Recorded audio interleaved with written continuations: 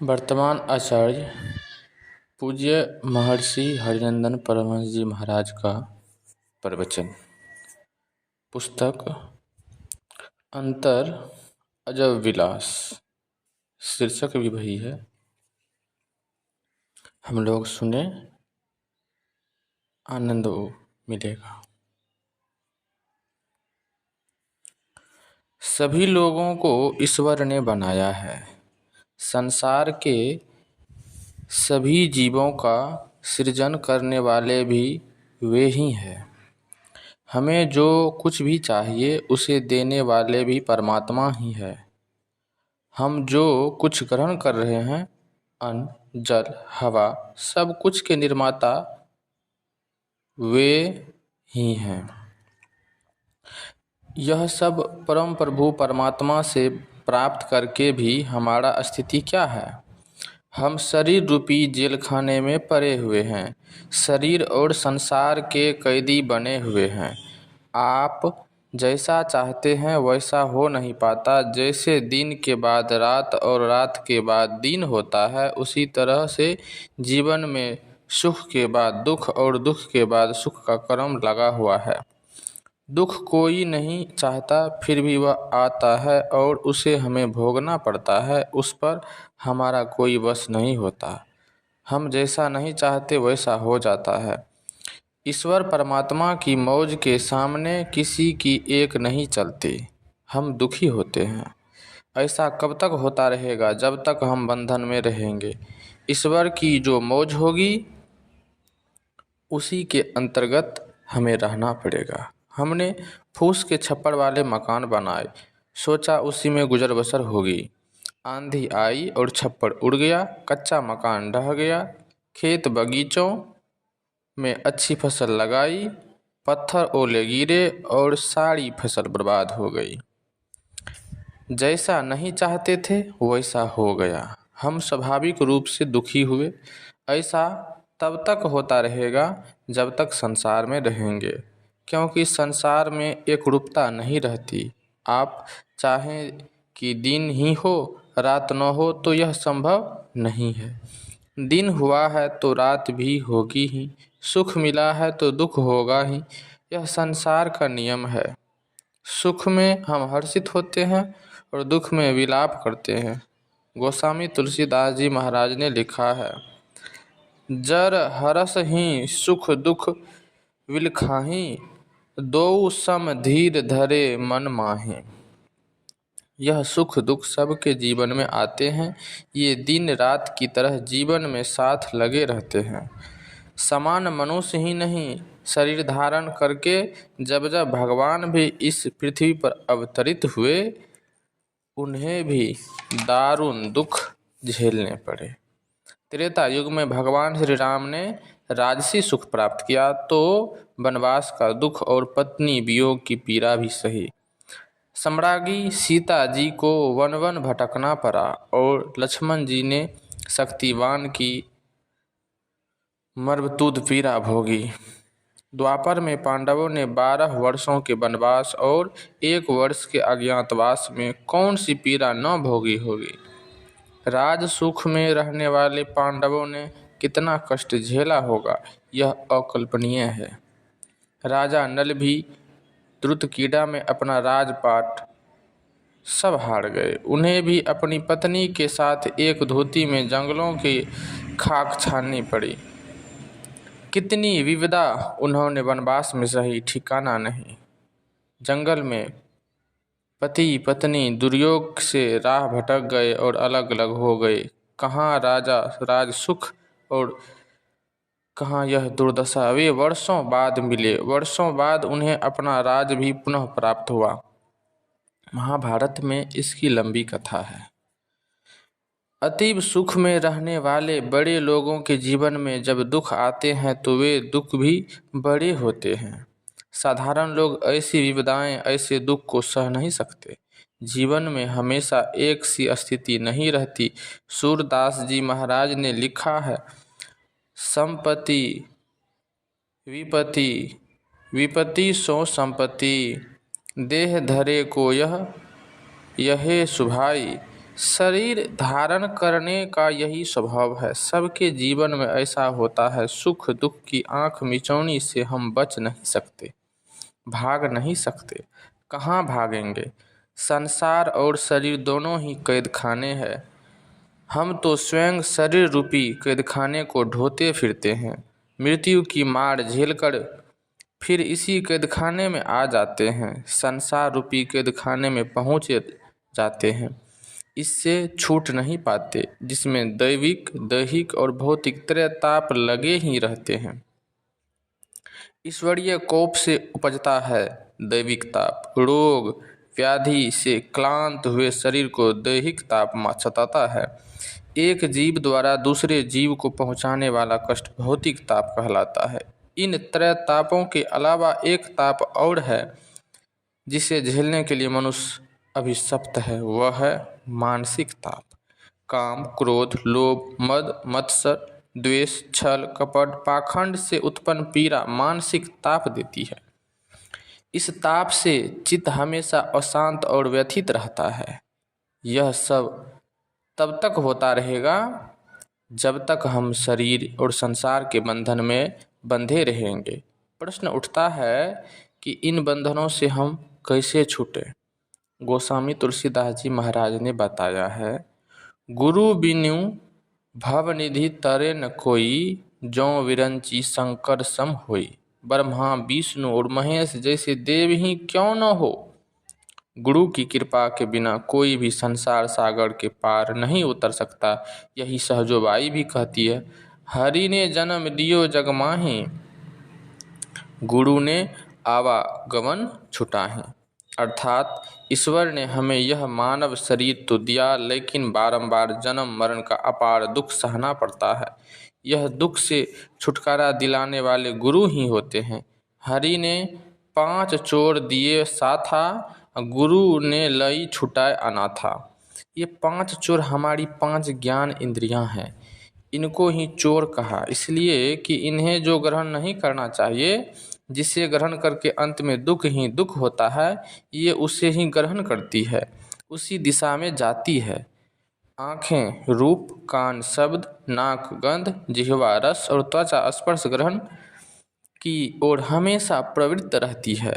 इन 5 ज्ञान इंद्रियों की इस प्रवृत्ति से होता क्या है? हम लोग रोज पाठ करते हैं, मृगवाड़ी सम सब ही प्रपंचन, विषय सब दुख रूप है। उस ओर जाकर ये इंद्रियां केवल दुख ही दुख का कारण बनती है, फिर भी ये बारंबार उधर ही उन्मुख रहती है। शरीर ही ये 5 इंद्रियों 5 चोर हैं। शरीर की ये 5 इंद्रियां 5 चोर है। हरि ने 5 चोर दिए साथा, गुरु ने लई छुटाई अनाथा। गुरु इनसे छूटने का यत्न बतलाते हैं ताकि ये इंद्रियां उन विषयों की ओर नहीं जाए। आँख में चेतनधार आती है, तब आँख इंद्रिय देखती है बाहर की ओर। कहते हैं इस तरह से साधन करो कि चेतन वृत्ति का सिमटाव हो जाए। अगर आँख में चेतनधार न आए तो आँख इंद्रिय बाहरी विषय की ओर प्रवृत्त नहीं होगी।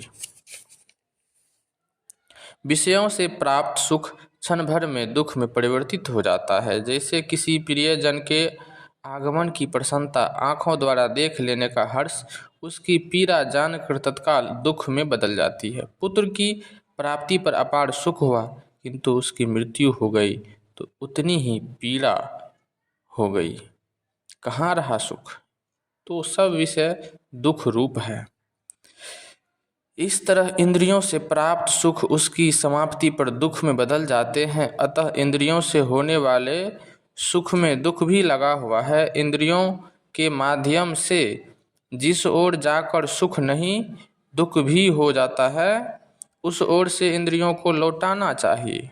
जो नहीं देखना चाहिए, जो ग्रहण नहीं करना चाहिए, उसे ही इंद्रियां देखना और ग्रहण करना चाहती है, इसलिए उन्हें चोर कहा गया है। गुरु ही इसका भेद बतला सकते हैं कि इंद्रियों की तृष्णा से कैसे छूटा जा सकता है। ऐसा विलक्षण ज्ञान देने वाले गुरु हैं। हरि ने रोग भोग उलझायो, गुरु जोगी कर सबे छुटायो। संसार में रहकर रोग भोग भय सब कुछ होता है, गुरु ही इससे छूटने का उपाय बतलाते हैं। सहजोबाई कहती है, राम तजूं पे गुरु न विसारूं। सहजोबाई के गुरु थे चरणदास जी महाराज। उनकी वाणी में हम लोगों ने सुना है, गुरु बिन और न जान, मान मेरो कहो, चरणदास उपदेश विचारत ही रहो। कहते हैं गुरु के समान और कोई नहीं है। उन्होंने कारण बतलाया, वेद रूप गुरु होहि की कथा सुनावहीं, पंडित को धरि रूप की अर्थ बतावहीं। वेदों में बहुत तरह की बातें हैं, गुरु भी ज्ञान स्वरूप होते हैं। वे वेद के समान ज्ञान की बातों को कहते जाते हैं। विविध कथाएं उपदेश वे सुनाते हैं, समझाते हैं। वेद को पढ़कर सब कोई उसके रहस्य को समझ नहीं पाते, पंडित ज्ञानी ही उसके अर्थ को समझा पाते हैं। वैसे ही गुरु भी ज्ञान की गूढ़ बातों को, संतों के कथनों को, उनके रहस्य को बतला समझा देते हैं। कल्प वृक्ष गुरुदेव मनोरथ सब सराय, काम धेनु गुरुदेव क्षुधा तृष्णा हरय। जिस तरह कल्प वृक्ष के नीचे जाने से सारी कामनाएं पूर्ण हो जाती है और कामधेनु के द्वारा सब तरह का भोजन प्राप्त होता है, ठीक वैसे ही गुरु की शरण में जाने वाले की सभी इच्छाएं पूरी हो जाती है। जो गुरु को सदा याद रखते हैं वे गुरु की शरण में हैं। जो गुरु बसे बनारसी, शीश समुंदर तीर, एक पलक बिसरे नहीं, जो गुण होए शरीर। गुरु का शरीर चाहे दूर हो, परंतु जो मन को गुरु के पास रखते हैं, समझिए वे गुरु रूपी कल्प वृक्ष की छाया में है। उनके मन में जो इच्छा होगी वह पूर्ण होगी। गुरु की शरण में रहने वाले को कोई कमी नहीं होती। गुरु सब कुछ देने वाले हैं। जिन लोगों ने गुरु महाराज को प्रत्यक्षतः देखा है, उन्हें स्मरण होगा कि भक्त और श्रद्धालु जन नाना प्रकार की चीज़ों उनके लिए ले आते और वे चाहते थे कि उनके अर्जन में से थोड़ा गुरुदेव की सेवा में लगे। ऐसे श्रद्धालुओं द्वारा अर्पित चीज़ों की संख्या इतनी अधिक होती थी कि गुरु महाराज के सेवक ही नहीं, उनके आसपास के लोग भी तृप्त हो जाते थे। ऐसा कुछ भी नहीं था जो उनको अलभ्य हो। राजा महाराजा को भी जो दुर्लभ होता है वह संतों के पास परमात्मा की दया से सहज ही आता है। गुरु सब कुछ देने वाले होते हैं। अनेक देवताओं की कृपा से जो प्राप्त हो सकता है उसे गुरुदेव अकेले ही देने वाले हैं। गंगा सम गुरु होए पाप सब धोवहीं, सूरज सम गुरु होए तिमिर हरि लेवहीं। गंगा के लिए कहा गया है कि वह पाप धोने वाली है। बाहर की गंगा में स्नान करके कोई पाप मुक्त हो जाए, ऐसा नहीं होता। जो गुरु की शरण में पड़े रहते हैं वे पापों से मुक्त हो जाते हैं। तो फिर गंगा का उदाहरण क्यों दिया गया? संत लोग कहते हैं, बाहर में जो आप गंगा देखते हैं सिर्फ वही गंगा नहीं है। गंगा अवश्य पाप धोने वाली है, लेकिन वह कौन सी गंगा है? गगन धार गंगा बहे, कहे संत सुजाना हो। अपने अंदर में जो गंगा है वही असली गंगा है। उस गंगा में जो स्नान करते हैं वे सब पापों से मुक्त हो जाते हैं। संतों ने आंतरिक ज्योति और नाद रूपी गंगा का उदाहरण दिया है। गुरु भी गंगा के समान सब पापों को धोने वाले हैं। और सूरज सम गुरु होए तिमिर हरि लेवहीं। रात्रि काल का अंधकार दूर करने की सामर्थ्य किसे है? यह सामर्थ्य एकमात्र सूर्य में है, किसी और में नहीं। ठीक उसी तरह अज्ञान जो घना अंधकार है उसे दूर करने की सामर्थ्य सिर्फ गुरुदेव में है। गुरु महाराज कहते हैं, तन मन और धन को अर्पित करके गुरु चरणों की सेवा करो। हम आसक्त होकर नहीं रहें, न तन में आसक्ति, न धन की आसक्ति और न मन में अहंकार की भावना। आसक्ति तजकर और सब कुछ गुरु के चरणों में अर्पित करके उनकी सेवा करें। गुरु महाराज की वाणी में आया है, तन मन धन को अर्पी गुरुपद सेव करो में ही आज्ञा पाली, दुस्तर भव दुख सुख से भव सुख से तरो। वे कहते हैं कि अगर ऐसा करोगे तो यह संसार तो जो दुस्तर है, बड़ा भयंकर है, उसे सुख से तर जाओगे, पार कर जाओगे। जब अर्पित करेंगे तन मन धन को, तब गुरुदेव इस संसार सागर से पार कर देंगे। जिस संसार के लिए संत राधा स्वामी ने कहा है कि भवसागर धारा अगम, खेवटिया गुरुपुर, नव बनाई शब्द की, चढ़ बैठे कोई सूर। यह संसार सागर बड़ा भयंकर है, इसे कोई अपने आप तर नहीं सकता। अपना कोई बल नहीं, शक्ति नहीं, सामर्थ्य नहीं कि भवसागर को पार कर सके। इसलिए तो हम लोग रोज प्रार्थना करते हैं कि पर निज बल कछु नाही, जेहि बने कमाई। गुरुदेव की पार लगाने वाले ही पार लगाने वाले होते हैं। कैसे पार लगाएंगे? जैसे हम विपत्ति में पड़ जाते हैं तो लोगों को पुकारते हैं, लोग आते हैं और सहायता कर देते हैं। किसी का पाँव कीचड़ में फंस गया, उसने आवाज़ दी और लोगों ने उसे संकट से उबार लिया। उसी तरह से हम संसार सागर में भवपंक में धंसे हुए हैं। यहाँ लोगों को पुकारने से सहायता नहीं मिलेगी, क्योंकि संसार के समस्त जीव तो इसी पंख में धंसे हुए हैं। संत सद्गुरु ही हमारी पुकार सुनकर सहायता करते हैं। वे ही संसार सागर से भवपंख से जीव का उद्धार करने वाले हैं। गुरु महाराज की वाणी का जो पाठ हुआ कि तुम साहब रहमान हो, रहम करो सरकार, भवसागर में हो पड़े खेई उतारो पार। रहमान कहते हैं बहुत कृपा करने वाले को, बहुत दया करने वाले को। गुरु रहमान है, दयालु है, वे ही अनुग्रह करके इस संसार समुद्र से पार करने वाले हैं। सूरदास जी महाराज भी कहते हैं, नीर अति गंभीर माया, लोभ लहरी तरंग। वे संसार सागर से उबारने के लिए प्रार्थना करते हैं। अब के माधव मोहि उधारी, मगन हो भव अम्बु निधि में, कृपा सिंधु मुरारी। वे कहते हैं, मैं तो अज्ञानता के कारण इस भव संसार सागर में आ गया पड़ा हूँ और इसी में मगन हूँ।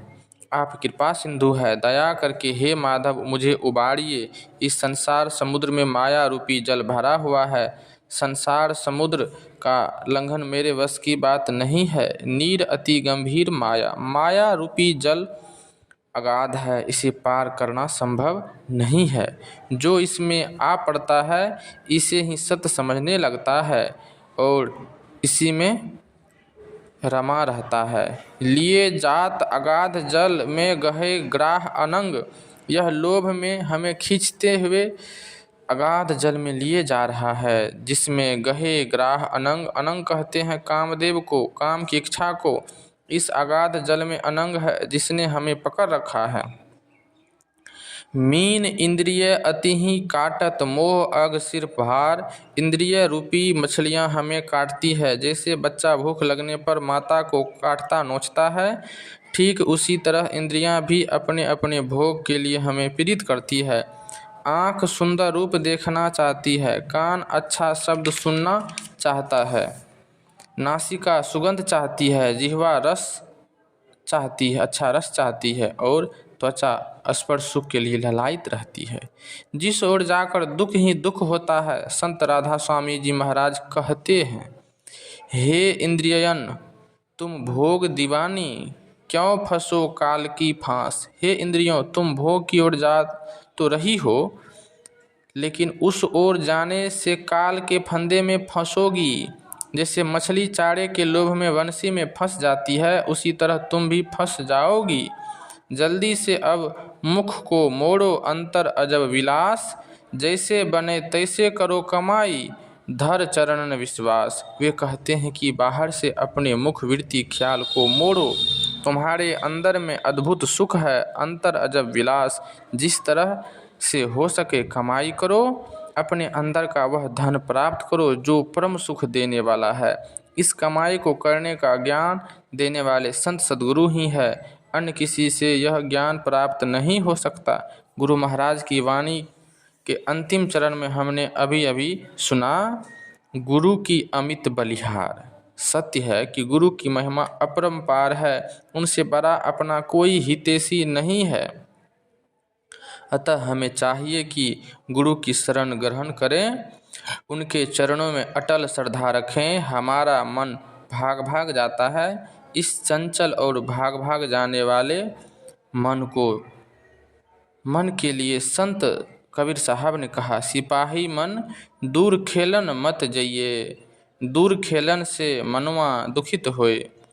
हमारा मन संसार की ओर भाग जाता है, हमारी बातों को सोचने लग जाता है, बाहरी बातों में पड़ जाता है, गुरु महाराज के निकट रहकर भी दूर दूर चला जाता है। संत कबीर साहब यही कहते हैं, मन को दूर ले जाओगे, विषयों की ओर ले जाओगे तो दुख होगा। बाहर की ओर मत जाओ, अपने आप को बाहर से मोड़कर अंदर की ओर करो, तब शाश्वत सुख की प्राप्ति होगी, शांति की प्राप्ति होगी। यह तब होगा जब हम गुरु महाराज के चरणाश्रित होकर रहेंगे। जब तक उनके चरणाश्रित होकर नहीं रहेंगे, अपने अंदर की सुख की प्राप्ति नहीं होगी। श्री सद्गुरु महाराज की जय। प्रवचन को पूरा देखें और अधिक से अधिक लोगों तक पहुँचाएं। जय गुरु।